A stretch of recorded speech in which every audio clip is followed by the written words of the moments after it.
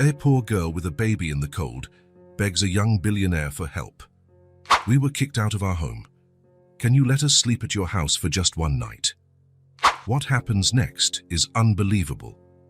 The blizzard had been raging violently for hours, making the landscape around Jasper's mansion almost unrecognizable.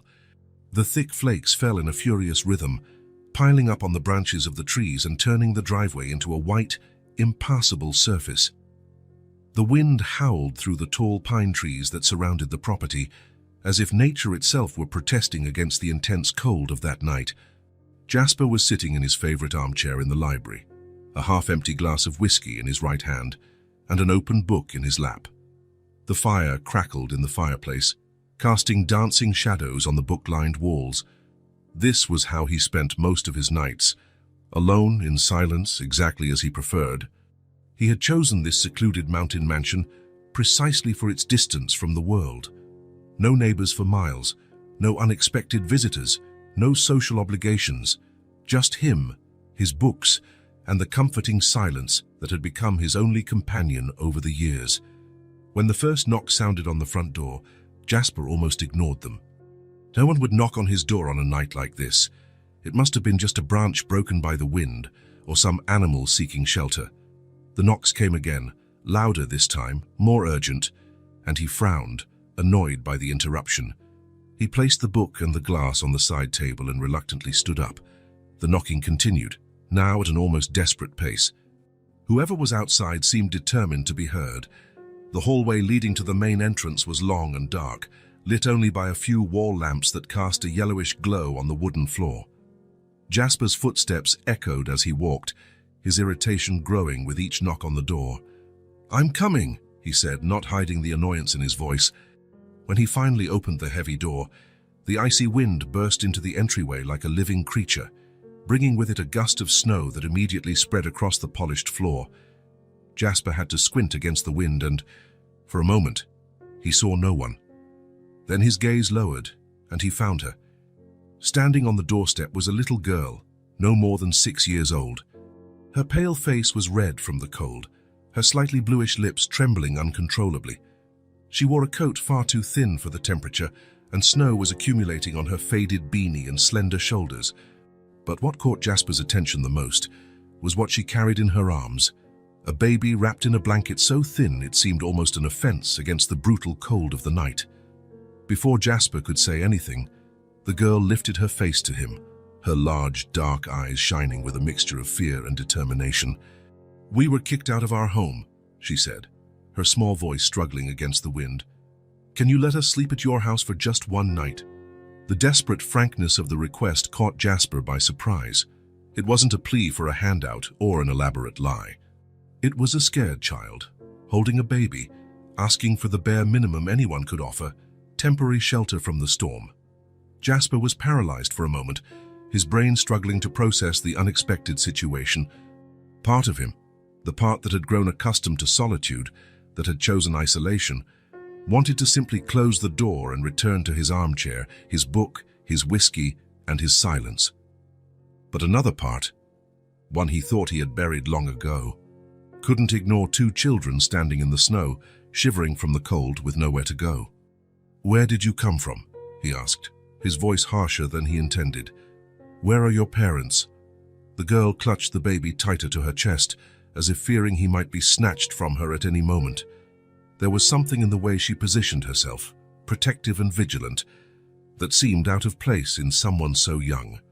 "Please," she insisted, ignoring his questions. "Just for tonight. It's too cold out here." A particularly strong gust of wind emphasized her words, making the baby stir in her arms. Jasper looked past the children into the near-complete darkness of the snow-covered forest. The storm was getting worse by the minute. No decent human being would leave children outside on a night like this. Reluctantly, he made a curt gesture with his hand, allowing them to enter. "One night," he said, his tone firm, setting boundaries immediately. "Just until the storm passes." The relief on the little girl's face was instant and so genuine that Jasper had to look away. She entered quickly, her soaked sneakers leaving small puddles on the entrance rug. "Thank you, sir," she said, her voice now a little calmer. "My name is Sloane, and this is Rowan. He's 10 months old." Jasper gave a brief nod, closing the door against the storm. He didn't offer his own name in return. He saw no need for introductions for something so temporary. "Come on," he said, guiding her down the hall. "I'll take you to the living room. There's a fire going in there." Sloane followed him in silence, her steps almost inaudible compared to his. Every few steps, she adjusted the baby in her arms, an automatic movement of someone used to carrying that weight. The living room was large, with 2 big dark leather sofas arranged in front of a stone fireplace, where the fire still burned vigorously. It was a beautiful room, but impersonal. No photographs on the walls, none of the small touches that usually make a house a home. "How you can put your brother on the sofa," Jasper said, hesitating slightly before deciding how to refer to the baby. Sloane nodded and, with almost reverent care, settled Rowan on the sofa closest to the fireplace. The baby stirred slightly, making a small sound of contentment as he felt the warmth. She unwrapped the thin blanket to reveal a worn-out onesie, too big for his small body. "Are you hungry?" Jasper asked, keeping a safe distance, his arms crossed as if trying to create a physical barrier between himself and the children. "Yes," Sloane replied, but her eyes never left her brother, watchful even now that they were safe inside. "Wait here," Jasper said, turning to leave. "I'll get something for you to eat." In the kitchen, Jasper took a deep breath, leaning his hands on the marble countertop. What was he doing? Letting 2 unknown children into his house in the middle of the night. It was madness. It was exactly the kind of complication he had sworn to avoid when he moved to this isolated place. But what else could he have done? Let them freeze outside? Even he wasn't that heartless. He opened the refrigerator and stared at its contents as if expecting to find answers there. He took out milk, cheese, some fruit, and bread. He didn't know what a 10-month-old baby ate, but he supposed the sister would. When he returned to the living room, he found Sloane sitting on the floor beside the sofa, still in her wet coat, holding the tiny hand of her brother, who was now sleeping peacefully. The scene was strangely moving, a child taking care of another, both alone in a world that was too big for them. "You should take off that wet coat," he said, placing the tray of food on the coffee table. Sloane hesitated, as if not wanting to move away from her brother, but eventually obeyed. Underneath the coat, she wore a simple t-shirt, too big for her, with a faded print that Jasper couldn't make out. Her arms were thin, with smudges of dirt that spoke of days without a proper bath. "How did you get here?" he asked, watching as she took a piece of bread and ate it slowly, as if trying to make the food last as long as possible. "Walking," she answered simply after swallowing. "I saw the lights of your house from far away. Walking in the snow. With a baby." The disbelief was evident in his voice. Sloane just shrugged, a surprisingly adult gesture for someone so small. "We needed a place to stay." "You said you were kicked out of your home," Jasper continued, trying to understand the situation. "What happened?" Sloane's eyes met his for a moment, assessing, calculating how much she could or should say. Then they returned to the bread in her hands. "The people we were staying with didn't want us anymore," she said, her voice now lower. "They said we couldn't stay there." There was something in her vague answer that made Jasper uncomfortable. Relatives? Legal guardians? Or something more sinister? Who would send 2 children out into the street on a stormy night? "And where were you going?" "I don't know," Sloane admitted, and for the first time, Jasper saw the vulnerability behind the brave facade she maintained. Just walking, looking for a place. Silence once again filled the room, broken only by the soft crackling of the fire and the rhythmic breathing of the sleeping baby. Jasper didn't know what to say. He wasn't used to talking to children, let alone dealing with situations like this. "Is there anything the baby can eat?" Sloane asked, looking at the tray. "I don't know what babies eat," Jasper admitted, feeling strangely inadequate. "Rowan likes mashed banana," she said, picking up one of the fruits. "Can I mash it for him?" Jasper nodded and watched as she, with surprising skill for someone so young, peeled the banana and mashed it with her fingers onto a small plate. There was something unsettling about the naturalness with which she cared for her brother. as if she had been forced to take on responsibilities far beyond her age. "Do you live alone in this big house?" Sloane asked, breaking the silence as she finished preparing the baby's food. "Yes," Jasper replied curtly, without elaborating. "Don't you get sad?" The question, so direct and innocent, caught Jasper off guard. He felt a surge of irritation. Who was this child to question his life choices? "No," he answered, more coldly than he intended. "I prefer it this way." Sloane looked at him with curiosity, but didn't press the matter. She turned her attention back to her brother, adjusting the blanket around him with almost maternal care. Jasper watched her, feeling increasingly uncomfortable with the children's presence in his house. They were like intruders in his carefully ordered world, reminders of a life he had chosen to leave behind. The weight of the responsibility they represented was already beginning to make itself felt, even if it was just for one night. "You can use the bathroom at the end of the hall if you need to," he said, pointing the way. "There are clean towels in the closet." Sloane nodded gratefully but made no move to get up. Her eyes were heavy with sleep, but she seemed to be fighting to keep them open, as if afraid something might happen if she drifted off. "I'll get some blankets," Jasper said abruptly, needing to get out of that room, out of that situation, if only for a few minutes. In the guest room, as he grabbed extra blankets from the closet, Jasper tried to convince himself he was doing the right thing. It was just one night. In the morning, the children would be gone, and he would return to his routine, to his chosen solitude. Maybe he could take them to town, hand them over to the proper authorities. It wasn't his problem. It couldn't be.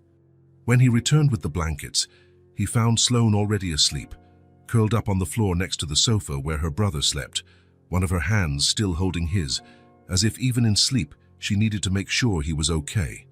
Jasper hesitated, the blankets in his arms.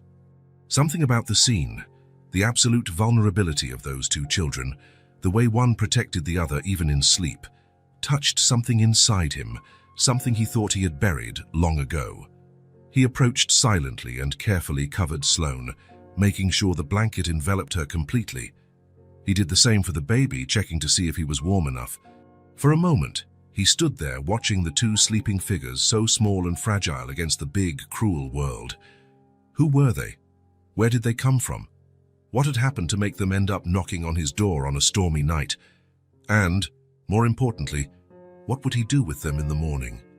Jasper stepped back, the weight of the silence now different, laden with unanswered questions.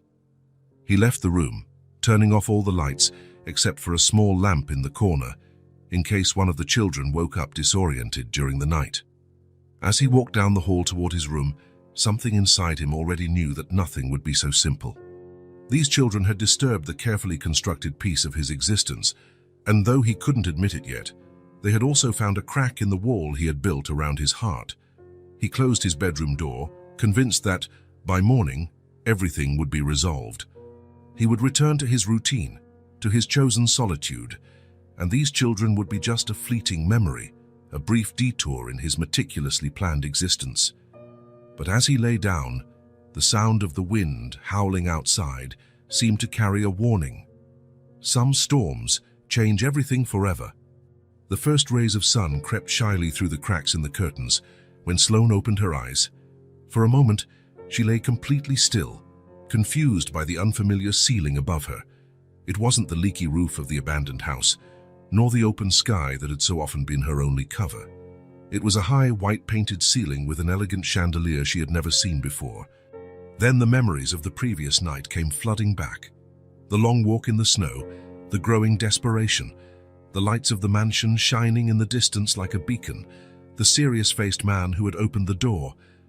Sloane sat up with a start, her heart racing. She immediately looked at the sofa where Rowan was sleeping, wrapped in the soft blanket that was much better than anything they had used in recent months. Her little brother was breathing peacefully, his cheeks rosy and his small lips slightly parted. The room was silent. The fire in the fireplace had dwindled to a few orange embers, but the room was still pleasantly warm.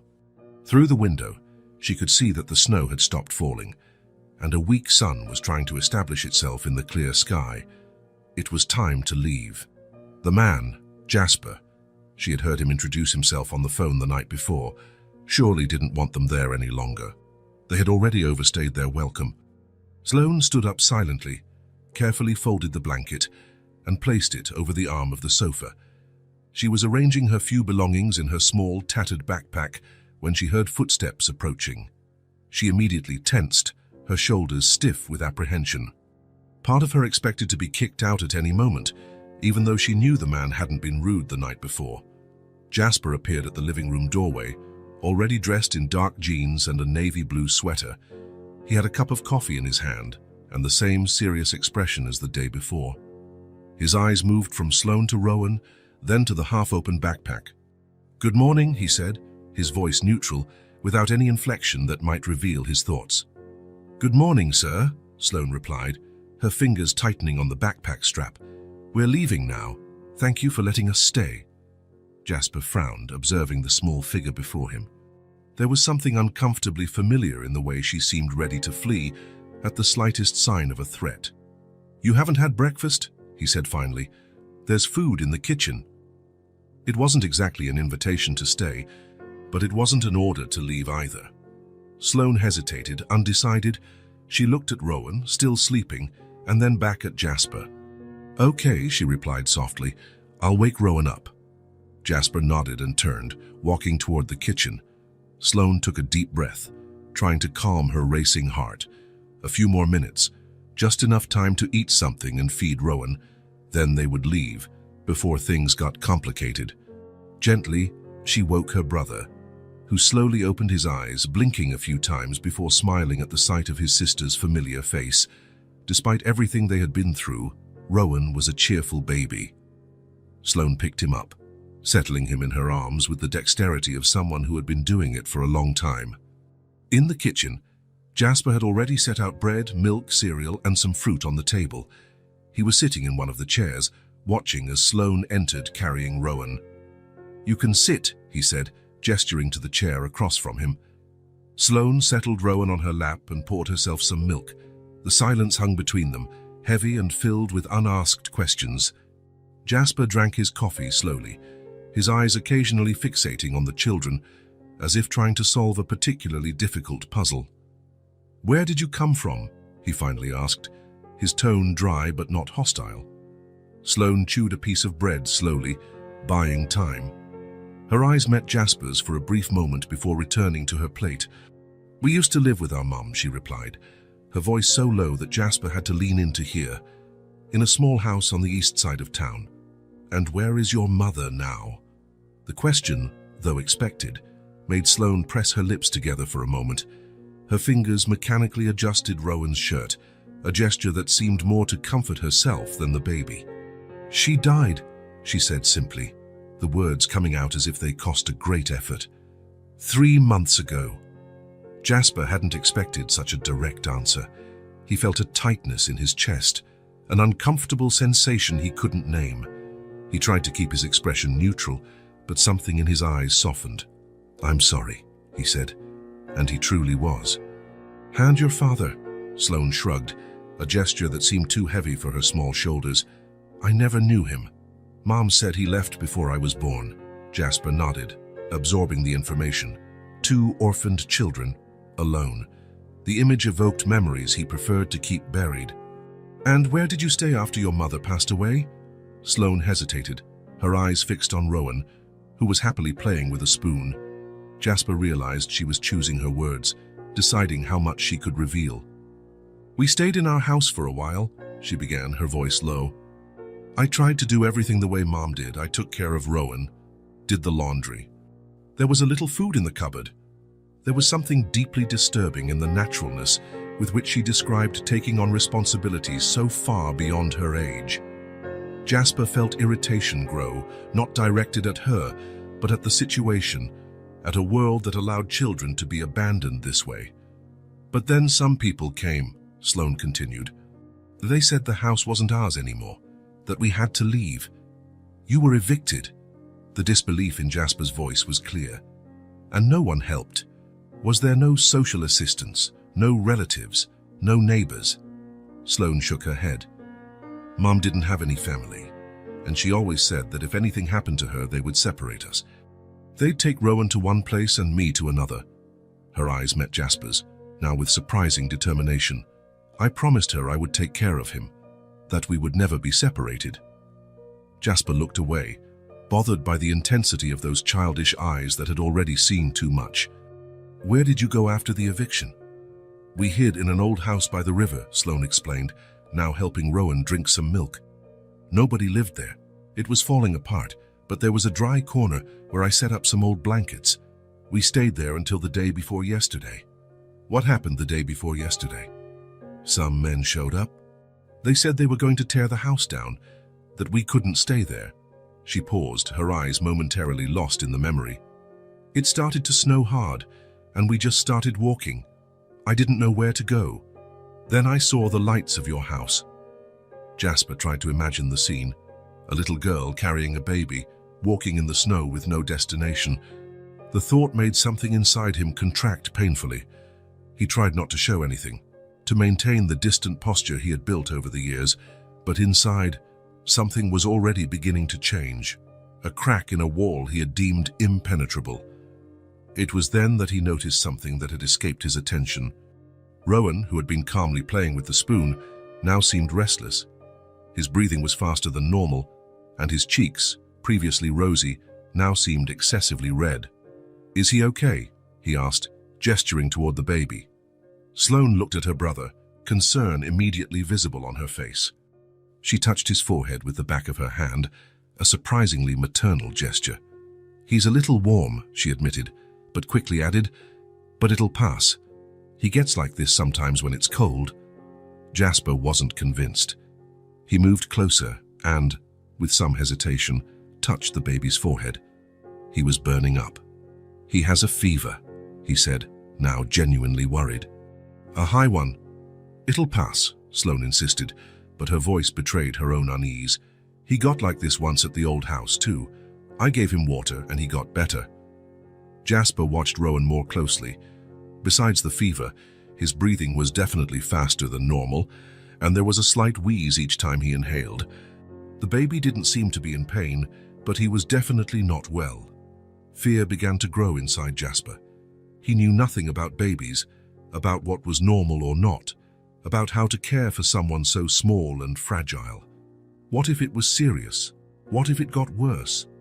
The responsibility seemed too great, too heavy for someone who had spent so long living only for himself. "Oh, he needs to see a doctor," he said finally, his decision made. "No!" Sloane exclaimed, suddenly alarmed. "They'll ask questions. They'll want to know where our mum is, why we're alone. They'll separate us." The desperation in her voice was palpable. Jasper hesitated, understanding her fear, but the baby's health was more important at that moment. "Sloane, look at me," he said, kneeling to be at her level. "Your brother needs a doctor. He has a high fever and he's not breathing right. This could be serious. But I won't let them separate you," Jasper promised, surprising himself with his own words. "I'll say I'm a relative, that I'm looking after you temporarily. They don't need to know more than that." Sloane stared at him, her big eyes searching for any sign that she could trust him. After a moment that felt like an eternity, she slowly nodded. "Okay," she agreed, her voice small. "But do you really promise? Promise they won't take Rowan?" "I promise," Jasper said, and he realized he meant it. He didn't know how, but he wouldn't allow these children to be separated. 20 minutes later, they were in Jasper's car on the way to the hospital. He had found a winter coat in his closet, far too big for Sloane, but better than hers. Rowan was wrapped in clean blankets, his little face flushed with fever, resting on his sister's shoulder. Jasper drove in silence, trying to convince himself he was doing this only out of a sense of responsibility. After all, any decent person would do the same. He couldn't just ignore a sick child. It was the least that was expected of a human being. But as he watched Sloane in the rearview mirror, whispering words of comfort to her brother, he felt that crack inside him widen a little more. At the hospital, they were seen quickly. Jasper introduced himself as the children's uncle, explaining that he was temporarily caring for them. The doctor, a middle-aged man with a kind expression, didn't question the story. He was more concerned with Rowan's condition. After examining the baby thoroughly, he confirmed what Jasper already feared: a respiratory infection aggravated by exposure to the cold and, most worryingly, signs of malnutrition. "He needs antibiotics," the doctor explained, while writing a prescription, "and much better nutrition." "In fact, both children do." Jasper nodded, feeling a weight of guilt, although he rationally knew he wasn't responsible for the children's situation. "Is he going to be okay?" he asked, surprised by the concern in his own voice. "With the proper treatment, yes," the doctor replied. "He's young and, despite everything, seems to be a strong child. But he needs constant care over the next few weeks. Good food, a warm environment, regular medication." Weeks. The word echoed in Jasper's mind. It was no longer a matter of one night, of sheltering the children during a storm. It was a much bigger commitment. Part of him wanted to back away, to say he couldn't, that he wasn't prepared for this. It was then that he felt something small and warm take his hand. He looked down and saw Sloane's delicate fingers intertwined with his. She was looking at him with a mixture of fear and hope, as if he were her only anchor in a world that had only shown her abandonment. "Thank you," she whispered, "for helping us." And in that moment, something inside Jasper completely gave way. The wall he had built around his heart, the isolation he had chosen as a way of life, all of it suddenly seemed fragile in the face of those grateful, childish eyes. "We're going to take care of him," Jasper said, gently squeezing Sloane's hand. "We're going to take care of both of you." The doctor prescribed antibiotics and other medications, along with a detailed list of care and feeding instructions. Jasper listened attentively, asking questions, making sure he understood exactly what Rowan needed. At the pharmacy, in addition to the medications, he bought special baby food, diapers, some basic clothes, and even a small teddy bear that caught his eye on the shelf. Sloane watched everything with wide eyes, as if she couldn't believe what was happening. When they finally returned to the mansion, it was almost noon. Rowan was sleeping in Sloane's arms, exhausted from the fever and the trip to the hospital. Jasper opened the front door, carrying the shopping bags, and for the first time in a long time, he felt like he was truly coming home, not just to a house. As he helped Sloane settle Rowan on the sofa, he realized he no longer wanted to pretend he didn't care. The truth wasn't he cared a lot. These children, with their whispered stories and silent courage, had found a way into his heart. And now that they were there, he wasn't sure he ever wanted them to leave. The days passed slowly as Rowan recovered. The fever broke on the third day, and the wheezing in his breath disappeared after a full week of antibiotics. The baby's cheeks, once pale, gained a healthy color, and his appetite improved considerably. Jasper observed these changes with a relief he couldn't completely disguise. Every morning, the first thing he did was check if the baby had slept well, though he tried to convince himself it was just responsibility, nothing more. On a clear afternoon, while Rowan slept on the living room sofa and Sloane drew quietly on a piece of paper he had given her, Jasper made a decision. He grabbed his car keys and his coat. "I'm going to town," he announced, stopping at the living room door. "I need to buy a few things. Will you be okay with Rowan for an hour?" Sloane nodded, her large eyes watching him with a mix of trust and apprehension that still unsettled him. "Yes," she replied simply. "He's sleeping soundly now." Jasper hesitated, one foot already outside. "If he wakes up, there's milk in the fridge. And if you need anything—" "I know," Sloane said, with a maturity that painfully contrasted with her age. "I'll take care of him."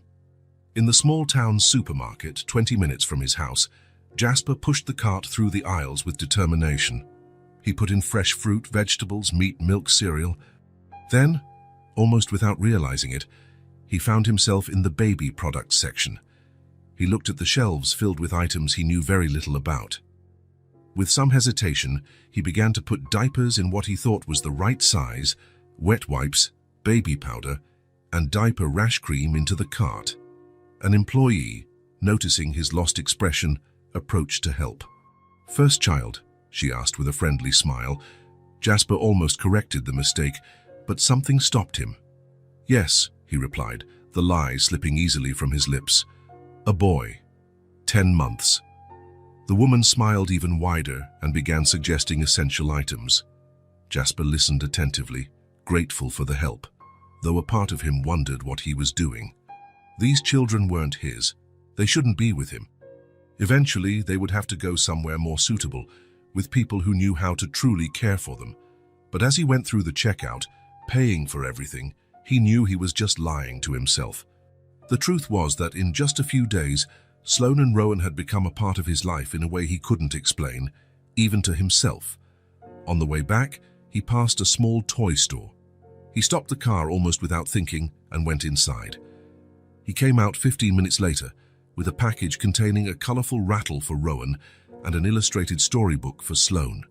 When he got home, he found Sloane sitting in the same spot, but now with Rowan awake in her lap.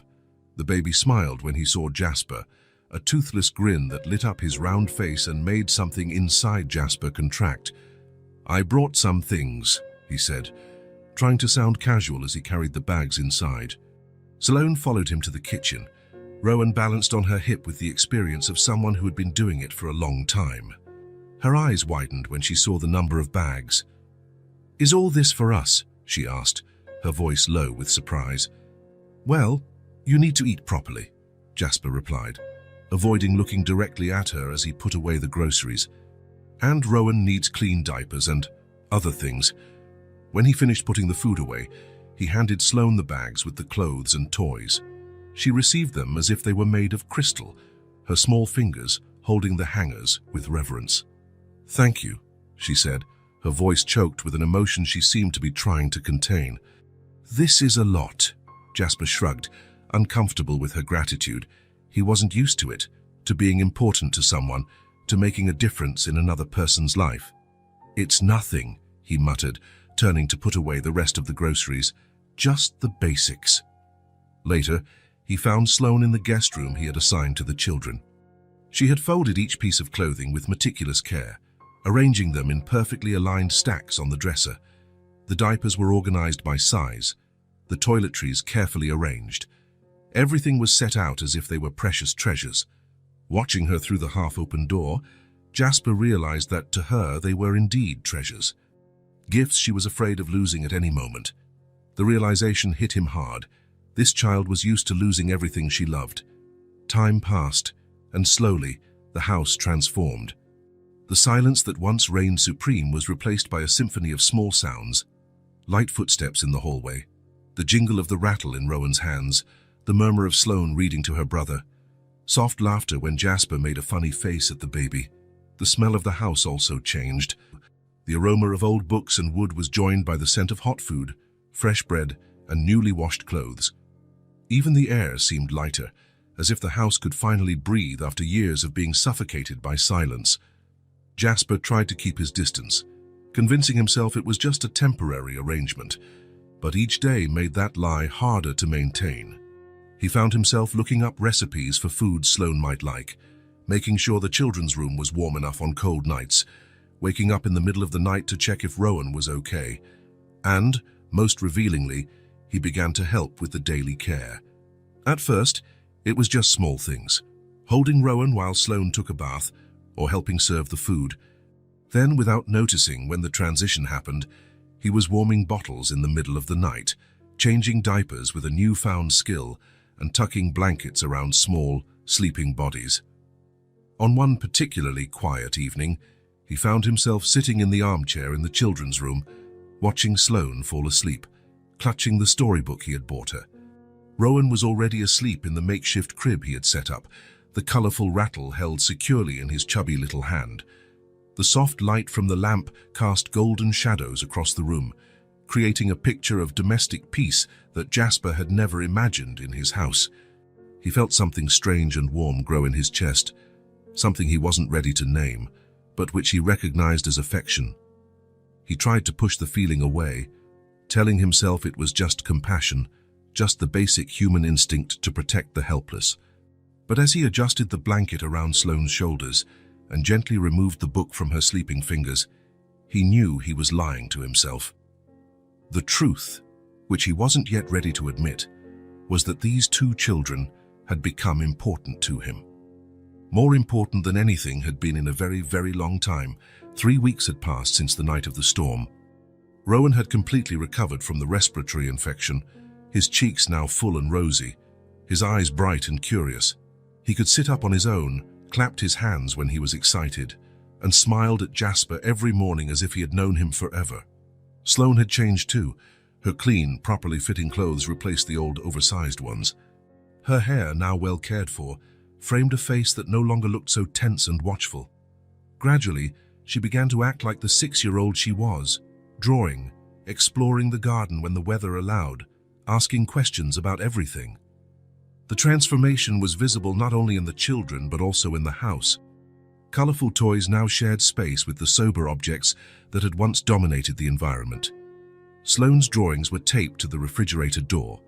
A high chair for Rowan occupied a permanent place at the kitchen table. And, most surprisingly, the transformation was visible in Jasper. The man who rarely smiled now found himself laughing at Rowan's antics or Sloane's unexpectedly profound observations. The man who valued his solitude above all else now felt the house was strangely empty when the children were asleep.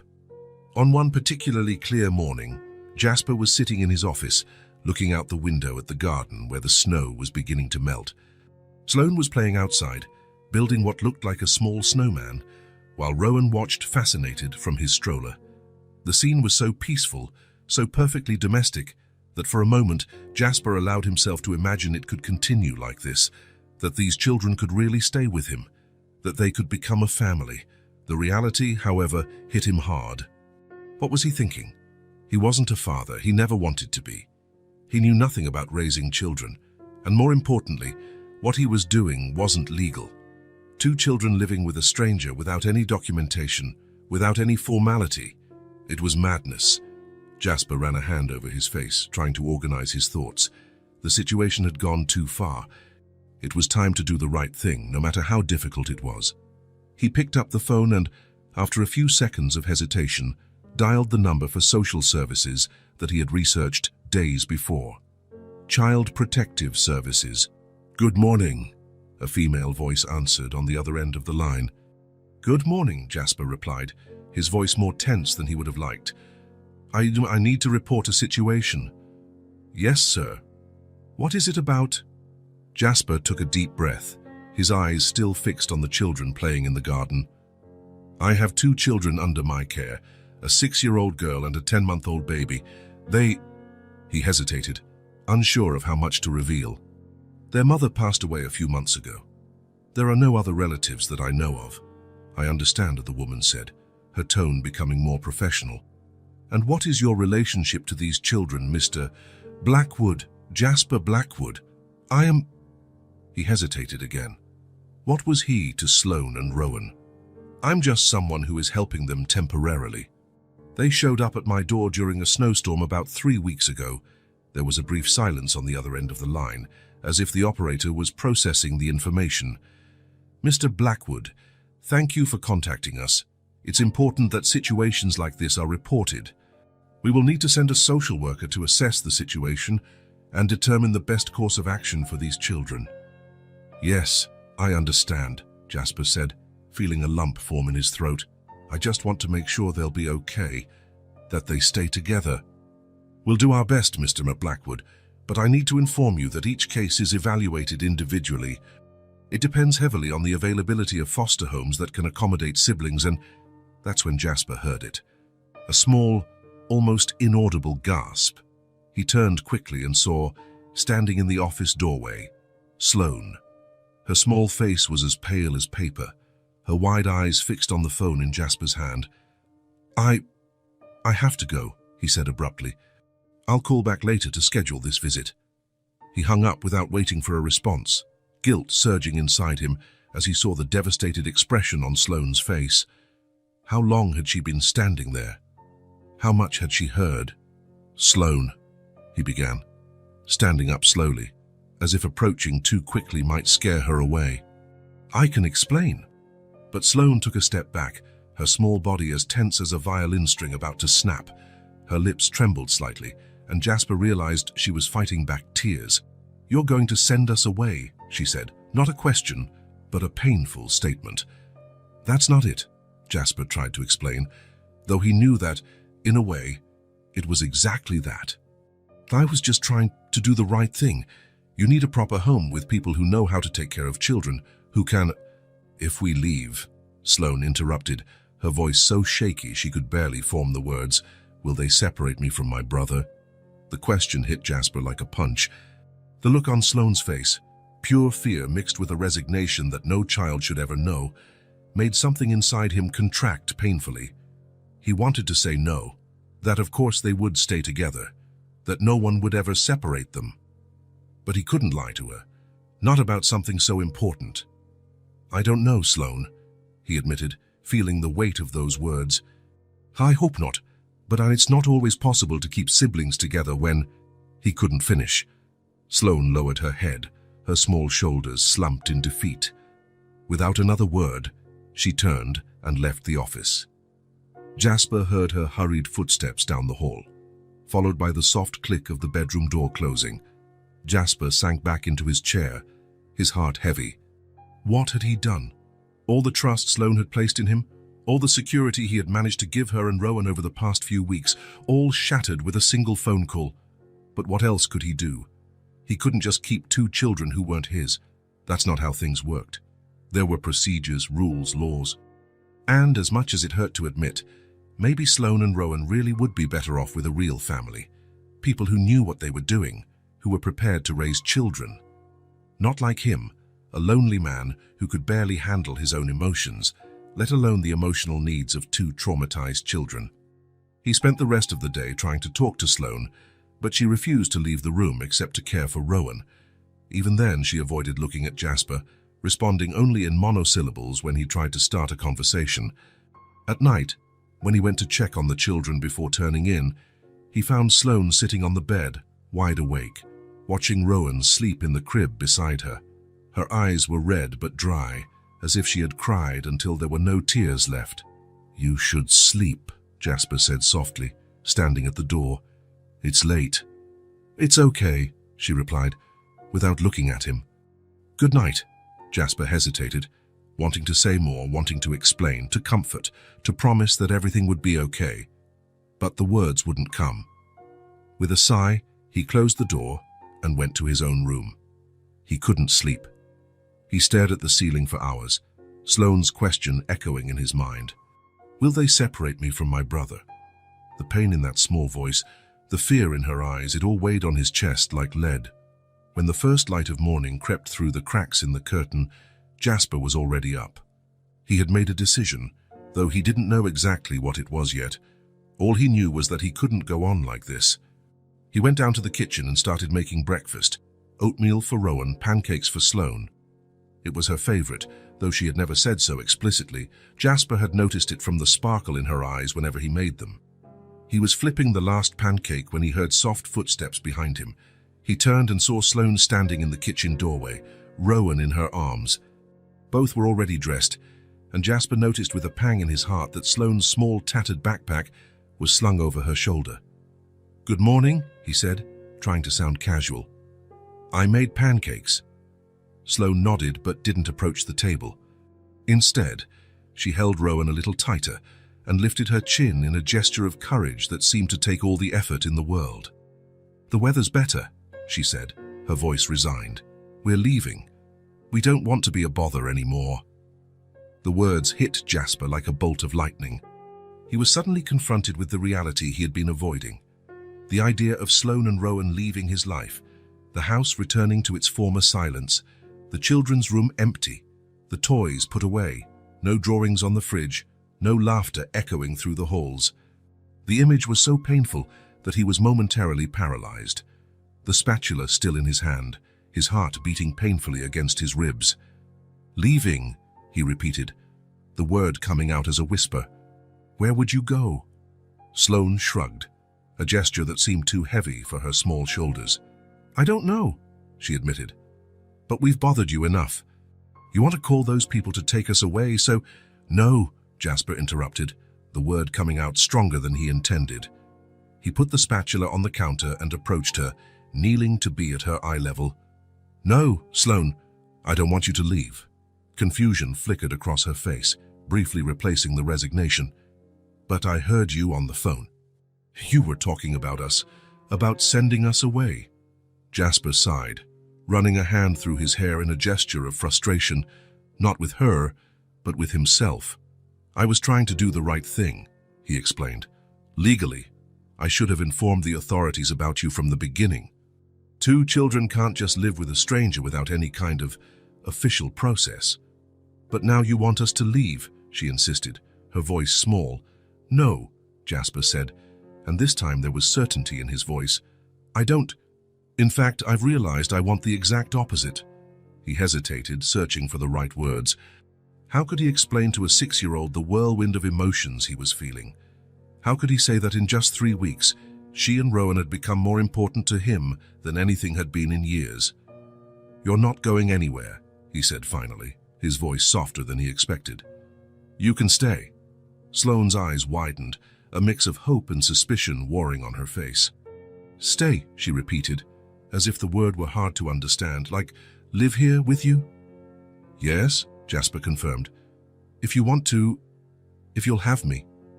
"But what about those people you called? Aren't they going to come and get us?" Jasper shook his head. "No, they're not. I'm going to call them again, but to say something different. I'm going to tell them I want to be your legal guardian, that I want to—" He hesitated, the word still strange in his mind.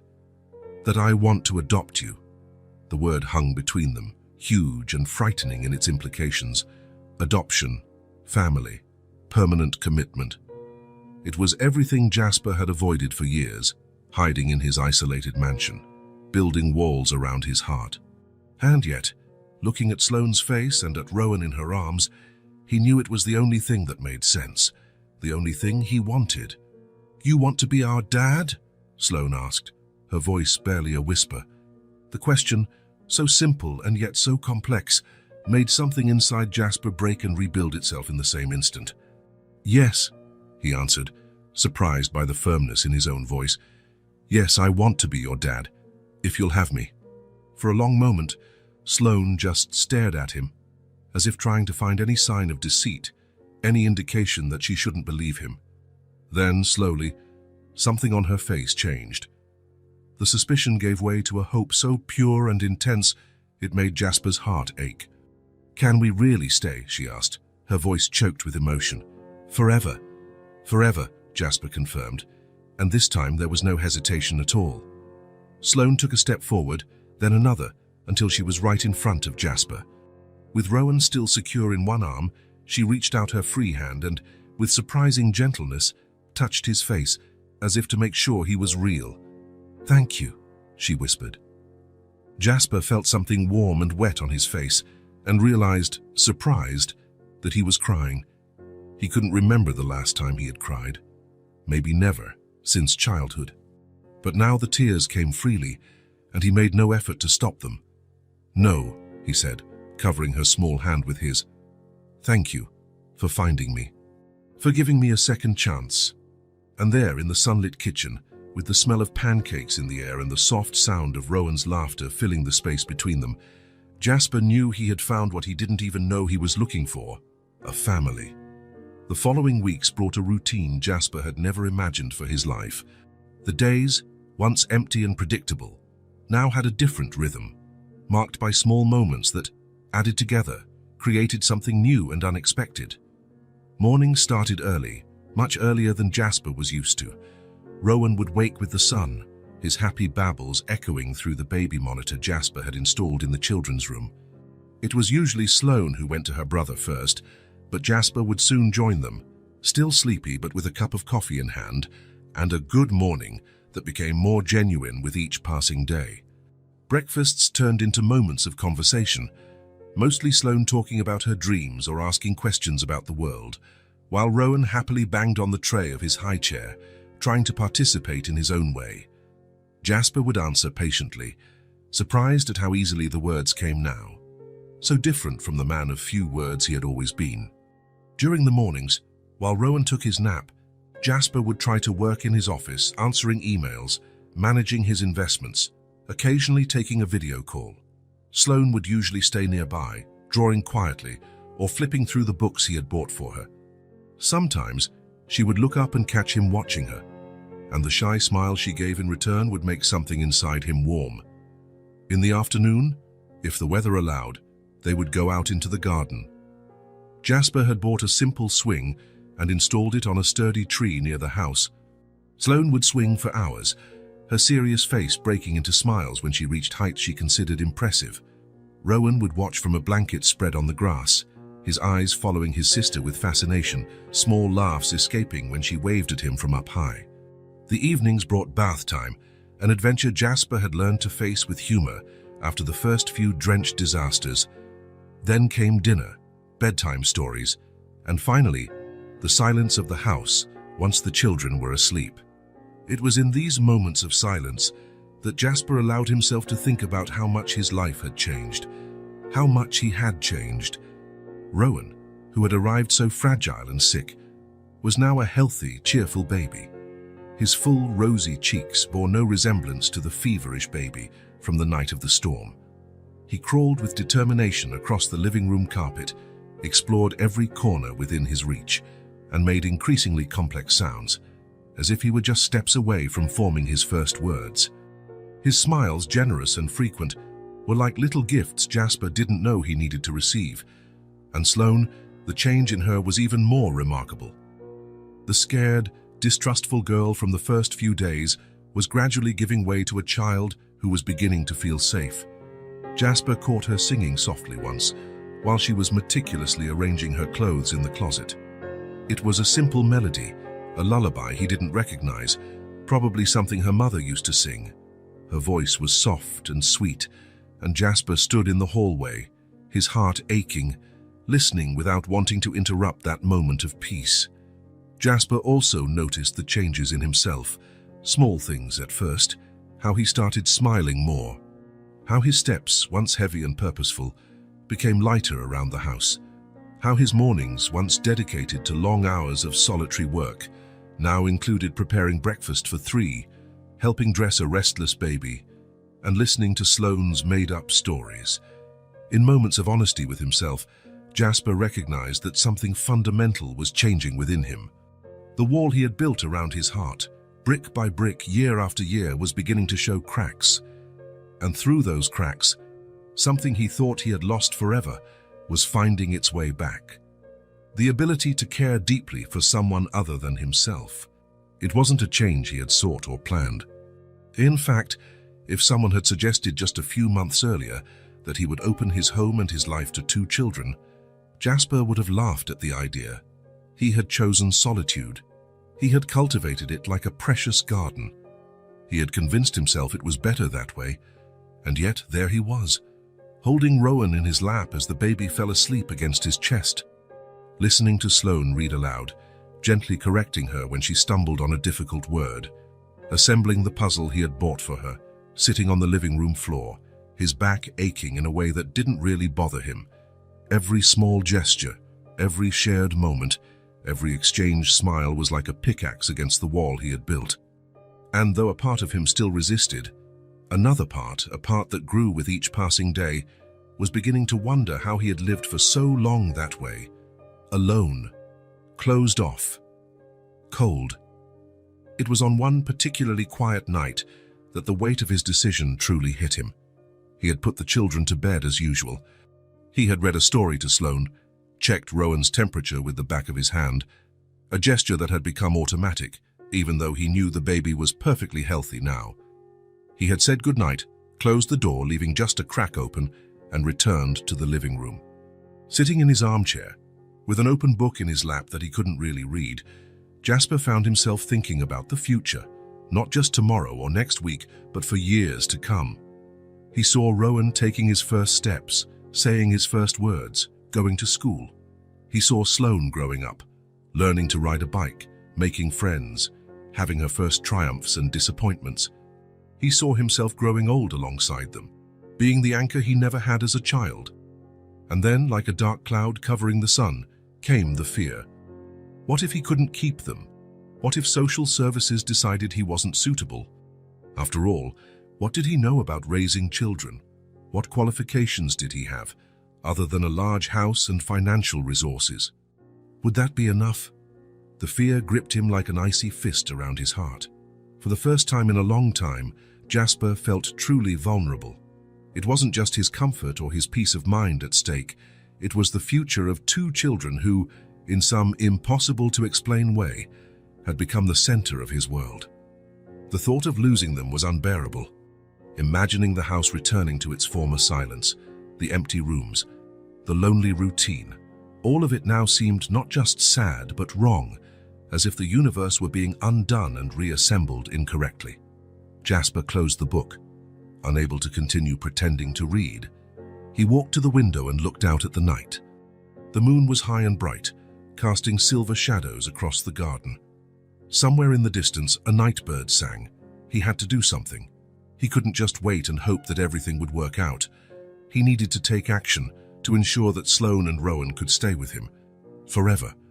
The idea of forever, a commitment so permanent, so definitive, should have scared him. It was exactly the kind of thing the old Jasper would have avoided at all costs. Ties, responsibilities, hearts depending on his. But the Jasper who now watched the night, with the soft sound of the children's breathing coming through the monitor, felt no fear of that forever. Instead, he feared not being able to reach it. That night, before going to bed, Jasper made a decision. Tomorrow he would begin the official process. He would hire a lawyer specializing in adoption. He would fill out all the necessary forms. He would do all the interviews, all the home visits, all the required training. He would do whatever it took to turn the temporary arrangement into something permanent, to turn a house into a home, to turn 3 separate lives into one family. It would be difficult. It would be scary. It would be the biggest challenge he had ever faced. But as he listened to the soft breathing of the children through the monitor, Jasper knew it would be the most important challenge of his life. And for the first time in many years, he felt ready to fight for something bigger than himself. The rain fell gently outside, creating a soft rhythm against the mansion's windows. It was one of those perfect nights to stay home, protected and warm, while the world outside turned grey and wet. Jasper was in his office, reviewing some documents that the family lawyer had sent earlier, the first steps in the adoption process. Every form, every statement, every listed requirement made it all more real. It was no longer just an idea, a vague wish. It was there in paper and ink, the path to making Sloane and Rowan officially part of his family. The word still sounded strange in his mind. Family, something he had lost so long ago and never imagined he would recover. The soft sound of footsteps in the hallway made him look up. Sloane appeared at the door, her hair slightly disheveled after her bath, wearing the blue pajamas with stars he had bought last week. In her arms, she carried Rowan, already in his sleep suit. "Jasper," she called, her small voice soft against the sound of the rain. "Can you help me give Rowan his bottle? He's fussy tonight." Jasper immediately put the papers aside and stood up. "Of course," he replied, feeling that now familiar wave of warmth in his chest whenever one of the children needed him. "Should we go to the living room? It's more comfortable." Sloane nodded, following him down the hall. In the living room, the low fire in the fireplace created a cozy atmosphere. Jasper sat on the large sofa, and Sloane settled beside him, adjusting Rowan in her small arms. "I think he's hungry," she said, trying to position the bottle. But Rowan fidgeted, restless, turning his face away. "Can I try?" Jasper offered, holding out his arms. Sloane carefully transferred the baby to him.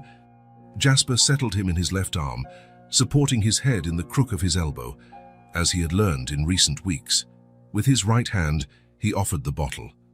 Rowan looked at him with his big, curious eyes, then accepted the bottle's nipple and began to suck eagerly. "You're getting good at this," Sloane commented, watching the scene with a mixture of admiration and relief. Jasper smiled slightly. "I'm learning." They sat in silence for a few minutes, only the sound of the rain and the low flames filling the room. Rowan drank his milk contentedly, one of his little hands reaching up to touch Jasper's fingers, holding the bottle. The touch, so small, so trusting, hit Jasper like a wave. Suddenly, he was no longer just in the living room of his mansion. He was somewhere else, in another time. It was a hard, cold bench in a long hallway with faded institutional green walls. He was small, maybe 5 or 6, his legs dangling without reaching the floor. He wore clothes that weren't really his. They had belonged to other children before him, just as they would belong to others after. He was waiting. He had been waiting for hours. The social worker had said his mother would come to get him that day, that it was just a visit to see how she was doing, that if everything went well, maybe, just maybe, he could go home. But the hours passed, the sun shifted its position in the high windows, and no one came. Other children walked by, some looking at him with curiosity, others with an indifference learned from experience. They all knew what he had not yet accepted. His mother wasn't coming, not that day, not ever again. The rejection hurt like a physical wound, an empty space inside his chest that nothing seemed to fill. The feeling of not belonging to anyone, of being disposable, replaceable, was like a slow poison spreading through his childish blood. The weeks turned into months, the months, years. The boy who waited on the bench became the boy who no longer waited, who built walls around his heart, who learned it was safer not to care, until one day a different couple showed up. They didn't promise the world, didn't make grand declarations, they just offered a home, patience, consistency, and, over time, something he had given up on believing he deserved: love. It wasn't easy. There were moments of resistance, of fear, of certainty that, like everyone else, they too would abandon him. But they stayed, day after day. They stayed, through the nightmares, the angry outbursts, the walls he tried to keep up. They stayed until he slowly began to believe that maybe, just maybe, he could belong to someone. "Jasper." Sloane's voice brought him back to the present. "Are you okay? You have a strange look on your face." Jasper blinked, realizing his eyes were moist. Rowan had finished the bottle and was now watching him with curiosity, his little hand still holding his finger. "I'm fine," he answered, his voice a little hoarse. "Just thinking." "About what?" Sloane asked, leaning closer. Jasper hesitated. He wasn't used to talking about his past. He had spent so much time burying those memories that he had almost forgotten them.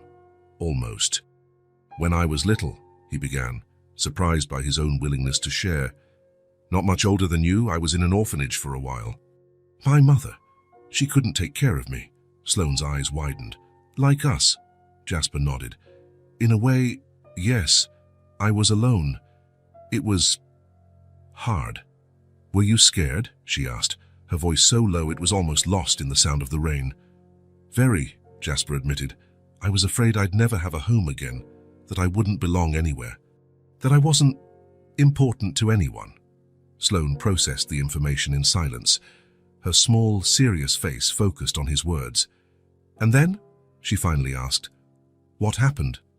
"Then," Jasper continued, shifting Rowan to rest on his shoulder, patting his back gently, "I found people who cared about me, who showed me that I deserved a home too. A couple adopted me and became my parents. Were they nice to you?" "Very. They taught me what it was like to be loved, to be part of a family." "And where are they now?" Jasper felt a familiar tightness in his chest. "They passed away a few years ago." "They were older when they adopted me." Sloane nodded, with the surprising understanding of a child who had already known loss. "Is that why you live alone?" she asked. "Or used to?" The simplicity of the question, the clarity with which she saw the situation, caught Jasper off guard. Yes, maybe that was why. Maybe after losing his family, he had decided, consciously or not, that it was safer to be alone, that if he didn't allow himself to love again, he wouldn't have to feel the pain of losing. He looked at Rowan, now sleepy on his shoulder, and at Sloane, watching him with her big, attentive eyes. 2 children that fate had placed on his doorstep on a stormy night. 2 children who, without him realizing it, had reopened that part of his heart he thought he had closed forever. "Yes," he replied finally. "I think that's why I lived alone. But I don't anymore, do I?" A small smile lit up Sloane's face. "No. Now you have us."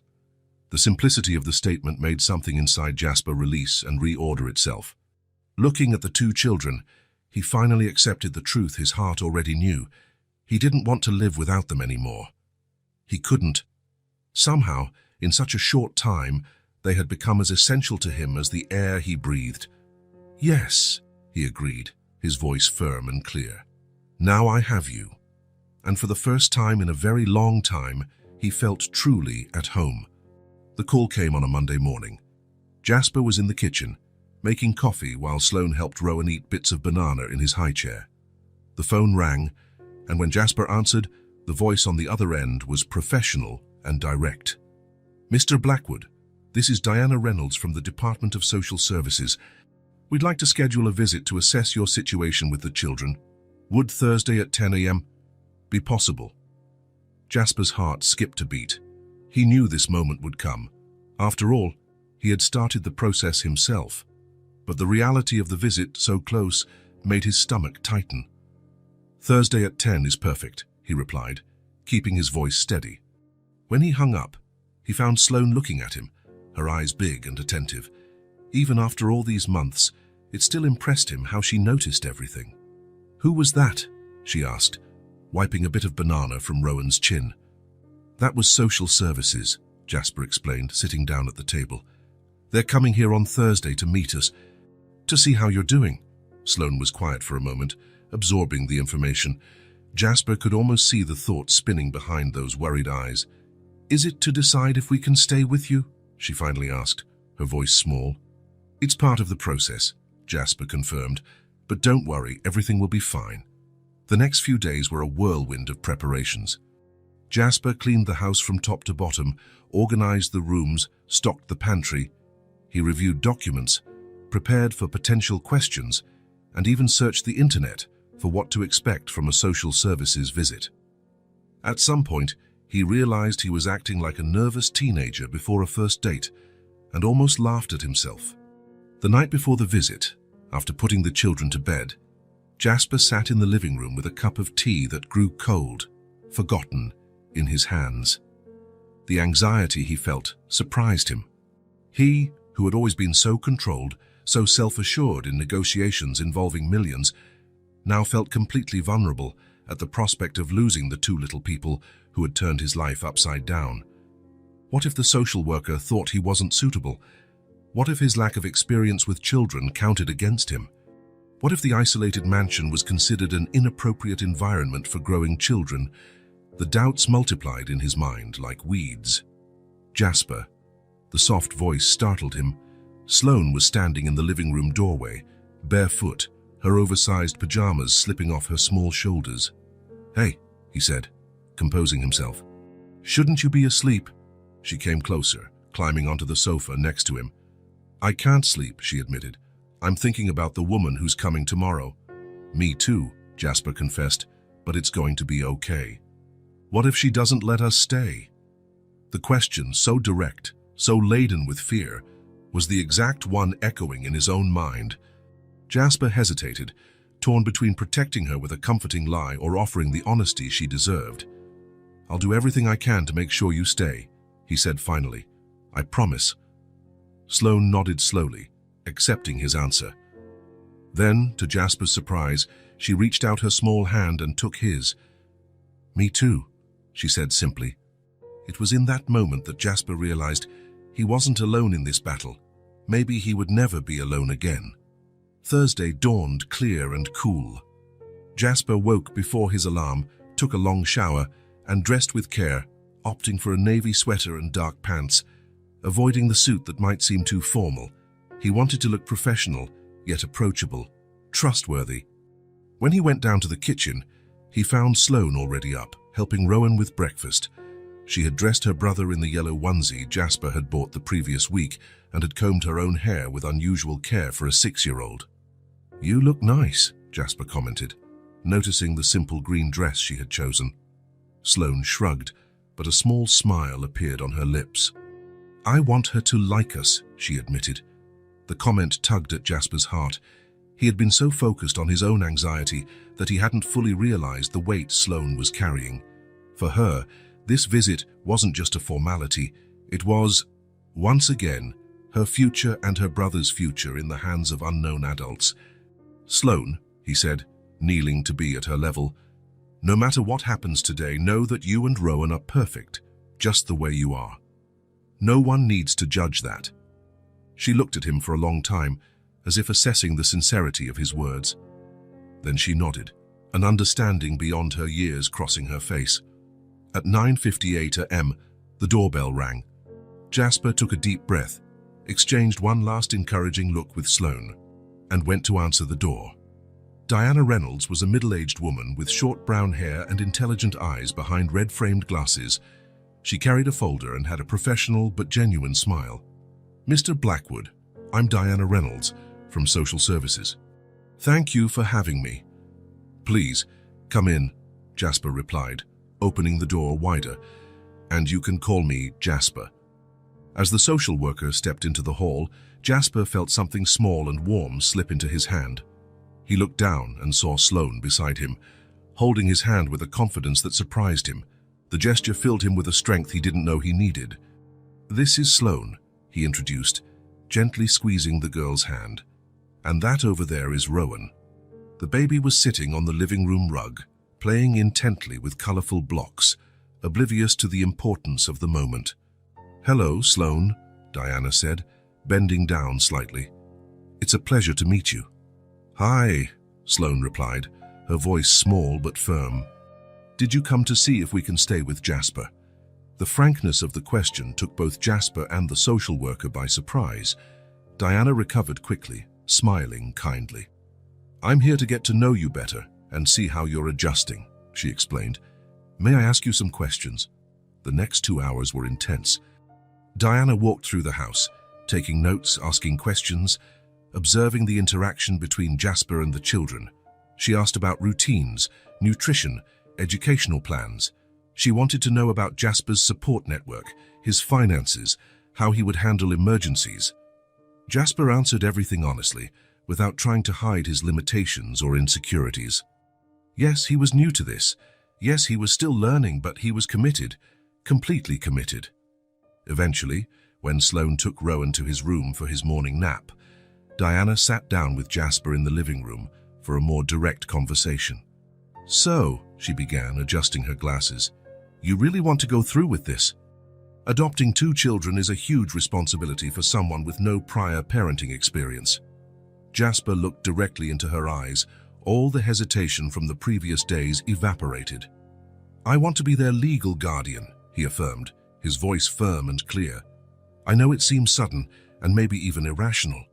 4 months ago I lived alone, convinced I preferred it that way. But these children," he paused, searching for the right words, "they didn't just enter my house. They entered my life, my heart. And I know with absolute certainty that I want to give them what they deserve: a permanent home, security, and someone who loves them unconditionally." Diana watched him for a long moment, her professional face revealing little. Then, to Jasper's surprise, she smiled. "You know," she said, closing her folder, "in this job, we see a lot of difficult situations. Children moving from one home to another, never really finding stability. When we started this case, I confess I was skeptical. A single man, no experience with children, suddenly wanting to adopt. It seemed unusual." Jasper nodded, understanding her hesitation. "But," she continued, "what I saw today was something rare. I saw a genuine bond. Not just your commitment to them, but theirs to you. The way little Sloane took your hand when she saw me, that's not something you can fake." Jasper felt a lump in his throat. "So, there's still a road ahead," Diana explained, standing up. "Assessments, interviews, background checks. But I promise to move the process forward. And based on what I saw today, I will be recommending that the children remain in your care while the process moves forward." The relief Jasper felt was so intense that for a moment he feared his legs might give out.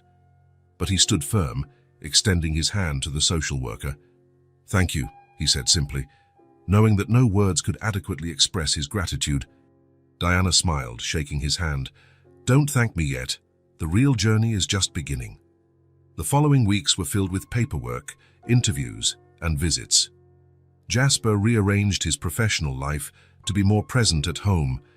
He hired a private tutor to begin Sloane's formal education, enrolled her in swimming lessons in the nearby town, and researched best practices for child development. Then, on an ordinary Thursday, the envelope arrived. Jasper immediately recognized the official seal of the Department of Social Services. With slightly trembling fingers, he opened it. The letter was direct. His petition for adoption had been approved. Sloane and Rowan were now, legally and officially, his children. Jasper sat down, the letter still in his hands, feeling a wave of emotion so intense he could barely breathe. It was a joy unlike anything he had ever felt, new, clean, without reservations or conditions. "Jasper," Sloane's voice brought him back to the present. She was standing in the doorway, watching him with curiosity. "Is everything okay?" He looked at her, his daughter, and smiled. "Everything is perfect," he replied, showing her the letter. The confirmation just arrived. The adoption was approved. "Officially, we are a family now." Sloane's eyes widened, processing the information. Then slowly, a smile lit up her face. "Forever?" she asked, her voice almost a whisper. "Forever," Jasper confirmed. Sloane ran to him and hugged him with all the strength of her small arms. Jasper wrapped his arms around her, feeling complete in a way he had never imagined possible. A few afternoons later, the reality of his new life still surprised him in small moments of crystal clarity. He was in the living room, answering emails on his laptop, while Sloane drew at the coffee table.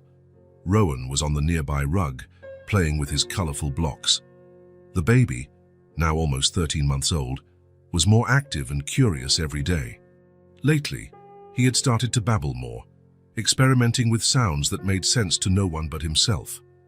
Jasper would occasionally look up from his work to watch the children, a sense of peace settling in his chest. It was a quiet, ordinary afternoon, perfect in its simplicity. That's when it happened. Rowan, sitting on the rug, suddenly dropped the block he was holding. He looked directly at Jasper, raised his chubby arms towards him, and said with surprising clarity, "Da, da." Jasper froze, the email he was typing completely forgotten. Sloane stopped drawing too, her pencil suspended in mid-air, her eyes wide. "Did you hear that?" she asked, her voice barely a whisper. Jasper nodded, unable to speak. Slowly, he closed his laptop and slid to the floor, kneeling a few feet from Rowan. "Hey, buddy," he said softly, holding out his hands. "Want to come here?" Rowan smiled, revealing his few teeth, and clapped his hands. Then, to the utter astonishment of Jasper and Sloane, he propped himself up on his hands and knees and began to move. It wasn't just a random movement. It was a determined crawl, straight toward Jasper's outstretched hands. "He's crawling," Sloane exclaimed, kneeling beside Jasper. "Look, he's coming to you." In a few seconds that seemed to stretch on infinitely, Rowan reached Jasper's hands. The baby looked up straight into his eyes and repeated, "Da-da." Jasper picked him up, feeling the warm, solid little body against his chest. He looked at Sloane, whose eyes were filled with unshed tears, a radiant smile illuminating her face. "He called you Dad," she said, her voice overflowing with joy. "He knows who you are." Jasper hugged Rowan tightly, wrapping Sloane with his other arm, forming a perfect circle of the three of them. He felt a tear run down his face but made no move to hide it. Holding his children, Jasper knew, with absolute certainty, that he would never again be the same cold man he once was. The transformation that had begun on a stormy night, with a desperate knock on his door, was complete. The wall around his heart had not just crumbled, in its place grew something new and strong, something he would never trade for the safety of his old solitude. A family. Spring had arrived in full force. After months of snow and grey days, the sun was finally shining in an almost impossibly blue sky. The trees displayed their first green buds, and colourful flowers began to dot the beds of the local park. It was Saturday, and Jasper had decided it was a perfect day for an outing. So after breakfast, he prepared a small basket with snacks, filled water bottles, gathered hats and sunscreen, and settled Rowan into the new stroller he had bought the week before. "How about the park?" he asked Sloane, whose eyes widened at the suggestion. "The big park with the lake and the swings," she questioned, already running to get her favorite sneakers. "That's the one," Jasper confirmed, smiling at her enthusiasm. The park was only a 15-minute drive away. During the ride, Sloane looked out the window with fascination, pointing at houses, trees, and people passing by. Rowan, secure in his car seat, babbled happily as if trying to join the conversation. Jasper watched them in the rearview mirror, feeling that now familiar wave of affection that washed over him at the most unexpected moments. It still surprised him how his life had completely changed in such a short time. 6 months ago, he would have made this same drive alone, barely noticing the scenery, his mind occupied with business, deadlines, and numbers. Now he saw the world through the eyes of Sloane and Rowan, full of colors, possibilities, and small wonders. The park was relatively quiet that morning. A few families were scattered across the wide lawn, children running and laughing on the swings, elderly couples walking calmly along the paved paths. Jasper found a perfect spot under the generous shade of an old oak tree, close enough to the playground for him to supervise Sloane, but with enough privacy for them to enjoy the day in peace. He spread a colorful blanket on the grass and set up their little base. Rowan, who had dozed off during the ride, continued to sleep peacefully in the stroller. His face relaxed, his small lips occasionally forming enigmatic smiles from his baby dreams. "Can I go on the swing?" Sloane asked, already bouncing with anticipation. "Of course," Jasper replied. "Stay where I can see you, okay?" Sloane nodded solemnly, understanding the responsibility in the request, and ran off toward the playground. Jasper watched her, amazed at the transformation that had also occurred in her. The frightened, distrustful girl from the night of the storm was increasingly giving way to a child who laughed, ran, and played like any other her age. There were still moments of insecurity, occasional nightmares, difficult questions about the past, but there was also an admirable resilience, a capacity to love and trust again that moved him deeply. Sitting on the blanket, with Rowan sleeping peacefully beside him, Jasper watched Sloane run across the lawn, now chasing a yellow butterfly. The sunlight filtering through the tree's leaves created dancing patterns of light and shadow on them. A gentle breeze brought the scent of freshly bloomed flowers. Somewhere nearby, birds sang cheerfully, and in that moment, he felt a peace he had never known before. It wasn't just the absence of worry or pain, it was something deeper, more complete. A sense of belonging, of being exactly where he was supposed to be, with exactly who he was supposed to be with. Rowan stirred in the stroller, slowly opening his eyes. Jasper leaned over to adjust the light blanket around him, receiving in return one of those unreserved smiles that only babies can give. Pure joy, without expectations or conditions. In the distance, Sloane waved energetically before running to the swings, where she joined a few children her age. Jasper smiled as he saw her shyly introduce herself to a girl with colorful braids. Small steps, small victories.